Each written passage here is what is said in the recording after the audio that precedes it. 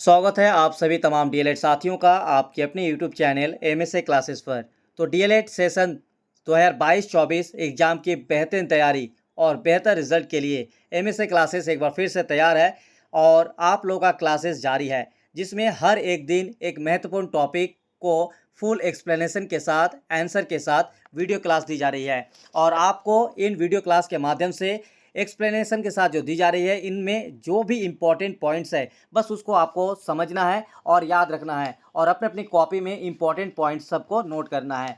तो Jharkhand DElEd exam की अगर आप बेहतरीन तैयारी करना चाहते हैं तो स्पेशली फाउंडेशन पेपर 1, 2, 3, 4 में 15-16 टॉपिक ही इंपॉर्टेंट है और काफ़ी है एग्जाम की बेहतरीन तैयारी के लिए, जिसके लिए आपको एमएसए क्लासेस ऐप को डाउनलोड करना होगा और इसका लिंक आपको डिस्क्रिप्शन में मिल जाएगा, जिसमें आपको जो भी 15-16 टॉपिक इंपॉर्टेंट टॉपिक है इनका नोट्स आपको मिल जाएगा ऐप पर। तो डाउनलोड कीजिए, डिस्क्रिप्शन में लिंक है ऐप में, और ऐप में जाकर आपको क्लासेस और एग्जाम खत्म होने तक पूरा गाइडेंस मिलेगा। उससे पहले आप लोगों को बता दें कि डीएलएड एग्जाम नोट्स और क्लास में आपको टोटल 10 पेपर्स के जो एग्जाम होगा उसका कंप्लीट नोट्स मिलेंगे, साथ साथ आपको वीडियो क्लास दी जाएगी, एग्जाम तक 100% गाइडेंस मिलेंगे और इम्पॉर्टेंट क्वेश्चन सजेशन भी मिलेंगे एग्जाम से पहले, ताकि कम समय में और बेहतरीन तैयारी हो सके। और पिछले 5 सालों से इंपॉर्टेंट क्वेश्चन और सजेशन आप लोग इसी यूट्यूब चैनल पर जाकर देख सकते हैं। जिस तरह से इंपॉर्टेंट क्वेश्चन और सजेशन दी जाती है उसी हिसाब से एग्जाम में क्वेश्चन पूछा गया है।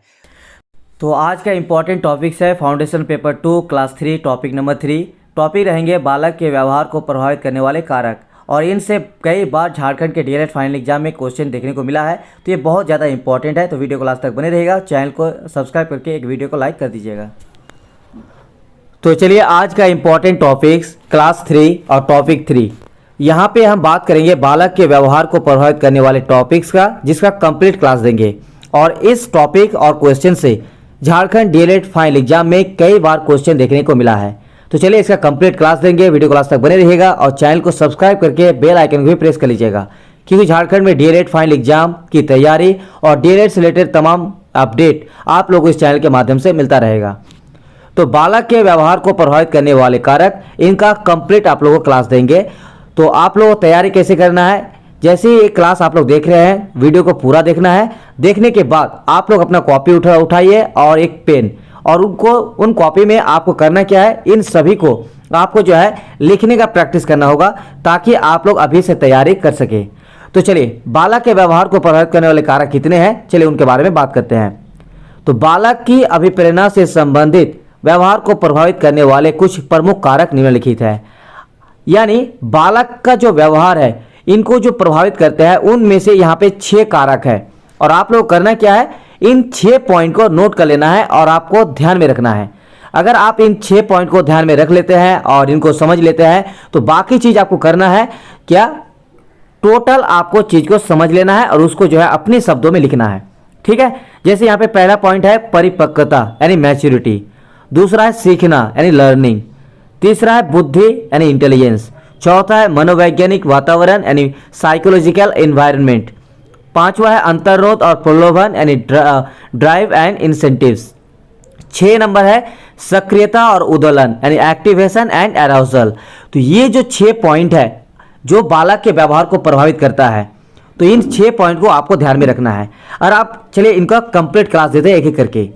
तो अगर आपको ये नोट्स चाहिए, यही नोट्स आपको मिलेगा, जिसमें एक देखिए किस तरह से आप लोगों के लिए बढ़िया एकदम टाइपिंग किया हुआ नोट्स मिलेंगे। साथ ही आप लोग इन नोट की मदद से एक बेहतरीन तैयारी भी कर सकते हैं। तो नोट्स लेने के लिए जो स्क्रीन पर आपको नंबर दिख रहा होगा 9110 91 15 52, इस नंबर पर हमें व्हाट्सएप में मैसेज कर दीजिए। तो चलिए पहला पॉइंट है परिपक्वता। तो चलिए परिपक्वता डिटेल्स में क्लास देते हैं। तो परिपक्वता यानी मैच्योरिटी, जीवन की प्रारंभिक अवस्था में परिपक्वता का कार्य और महत्व अपेक्षाकृत अधिक होता है। बालक की आयु बढ़ने के साथ साथ इसका महत्व कम होने लगता है तथा वातावरण का प्रभाव स्पष्ट रूप से दिखाई देने लगता है।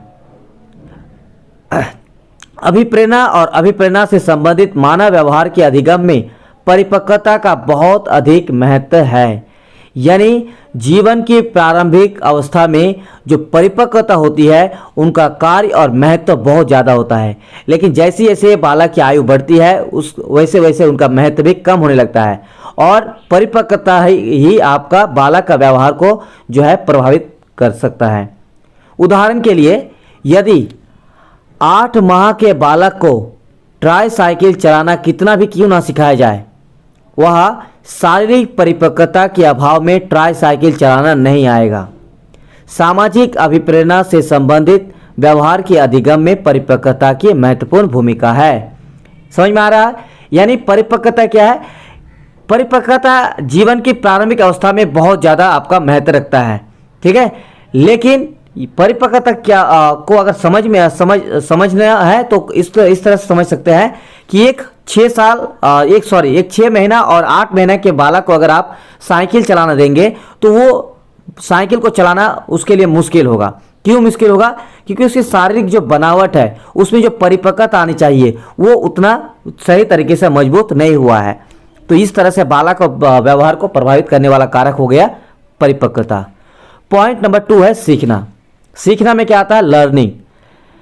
यह व्यवहार और मानसिक क्रियाओं के अनेक पहलुओं को प्रभावित करता है। सीखने की क्षमता के विकास के साथ साथ बालक भूख, प्यास, सेक्स और नींद अभिप्रेरणा से संबंधित व्यवहार को सीखता है और फिर सामूहिकता, संग्रहणशीलता, आक्रामकता, शक्ति और उपलब्ध प्रेरणाओं से संबंधित व्यवहार को सामाजिक प्राणी के रूप में समाज में रहते रहते दूसरे व्यक्तियों की इन अभिप्रेरणा से संबंधित व्यवहार को नकल या अनुकरण द्वारा सीखता है। यानी बालक को सीखना भी प्रभावित करता है और उनका व्यवहार के ये प्रभावित कारक है। कैसे? कि बालक जैसे जैसे बड़े होते हैं वो अपनी समाज से, जैसे उनकी आक्रामकता, उनकी शक्ति दिखाना, उसकी संग्रहणशीलता, उनकी सामूहिकता, ये सारी चीज़ें जो है बालक जो है इनकी प्रेरणा से धीरे धीरे जो है सामाजिक प्राणी के रूप में समाज में रहते रहते ही वो सीखते हैं। तो आप देख लेते हैं बुद्धि। तो यहाँ पे जो पॉइंट है बुद्धि यानी इंटेलिजेंस, बुद्धि के द्वारा ही बालक ज्ञान और संकेतों से चक्र अधिगम कर सकता है। अमूर्त और मूर्त चिंतन कर सकता है तथा उद्देश्यपूर्ण क्रियाएं कर सकता है। यानी बुद्धि और इंटेलिजेंस एक ऐसी प्रक्रिया है जो बालक अपने ज्ञान और संकेतों से अधिगम कर सकता है और विभिन्न तरह की मूर्त और अमूर्त चिंतन भी कर सकता है, और जो भी बालक क्रिया करेंगे वो उद्देश्यपूर्ण हो सकता है। तो अभिप्रेरणा और अभिप्रेरणा से संबंधित व्यवहार को बालक का बुद्धि स्तर महत्वपूर्ण ढंग से प्रभावित करता है। यह देखा गया है कि जिन बालकों का बौद्धिक स्तर उच्च होता है वह अनेक प्रकार की अभिप्रेरणा और अभिप्रेरणा से संबंधित व्यवहार को अपेक्षाकृत जल्दी और अधिक सीखते हैं। यानी जो बच्चे ज़्यादा बौद्धिक स्तर पर ज़्यादा उच्च होते हैं उनमें, यानी उनमें जो बौद्धिक स्तर है वो अगर ज़्यादा रहेगा तो वो बहुत तेज़ी से जो है अभिप्रेरणा और अभिप्रेरणा संबंधित जितनी भी व्यवहार है वो जल्दी सीखते हैं। ठीक है, किसके तुलना में? जिनका बौद्धिक स्तर कम हो। अगला पॉइंट जो बालक के व्यवहार को प्रभावित करने वाले कारक है वो है मनोवैज्ञानिक वातावरण यानी साइकोलॉजिकल एनवायरनमेंट। तो बालक अपने चारों ओर के मनोवैज्ञानिक वातावरण का निर्माण करने वाले व्यक्तियों के व्यवहार में जिस प्रकार की अभिप्रेरणा और अभिप्रेरणा से संबंधित व्यवहार को देखता है उसी व्यवहार को अनुकरण द्वारा सीखता है। यानी बालक जो है अपने वातावरण में रहकर जितने भी व्यवहार को देखते हैं उन सभी को वो अनुकरण के द्वारा ही सीखते हैं। यही कारण है कि जिन समूहों या समाज में शक्ति, अभिप्रेरणा और आक्रामकता को महत्व दिया जाता है वहाँ के बालकों में इन अभिप्रेरणा से संबंधित व्यवहार अधिक मात्रा में पाया जाता है। इसी प्रकार जिन समूह में सहनशीलता की अभिप्रेरणा अधिक मात्रा में पाई जाती है उस समाज के बालकों में यह अभिप्रेरणा अधिक मात्रा में पाई जाती है। यानी इसमें पॉइंट क्या है, देखिए कि कोई बालक मनोवैज्ञानिक वातावरण यानी वातावरण के अंतर्गत रहकर अगर वो अपने समाज में रहकर देखते हैं कि वहाँ जो है ज़्यादा आक्रामकता, ज़्यादा शक्ति को ही महत्व दिया जाता है तो बालक भी उस चीज़ को ज़्यादा सीखते हैं। अगर वहाँ पे शक्ति और आक्रामकता के अपेक्षा अगर वहाँ पे ज्ञान, बुद्धि और एक आदर्श वातावरण रहेगा तो बच्चे भी उन्हीं चीज़ को सीखेंगे, ज्ञान, आदर्श और बुद्धि को। ठीक है, अगला पॉइंट है अंतर्नोत और प्रलोभन और लास्ट पॉइंट है सक्रियता और उद्दोलन। चलिए इसको आप लोग क्लास करके आज का क्लास कंप्लीट। लेकिन हाँ, कल का इंपॉर्टेंट क्लास है, कल बहुत ज़्यादा इंपॉर्टेंट क्लास है, आप लोग जरूर कल का वीडियो जरूर देखिएगा। अंतर्नोद और प्रलोभन, ड्राइव एंड इंसेंटिव्स। इस दिशा में हुए अध्ययनों में यह देखा गया है कि अंतर्नोद व्यक्ति को क्रियाशील बनाते हैं और क्रिया को तब तक जारी रख सकता है जब तक कि व्यक्ति की आवश्यकता की संतुष्टि नहीं होती है। अतः कहा जा सकता है कि अभिप्रेरित व्यवहार के विकास को अंतर्नोद महत्वपूर्ण ढंग से प्रभावित करने वाले कारक है। प्रलोभन बालक को आकर्षित ही नहीं करते हैं, बल्कि यह बालक में अंतर्नोद संबंधी व्यवहार को उत्पन्न करते हैं। अध्ययनों में यह देखा गया है कि बालक के लिए एक प्रलोभन जितना अधिक मूल्यवान होता है, वह प्रलोभन अंतर्नोद संबंधी व्यवहार को उतना ही अधिक प्रबल कर देता है।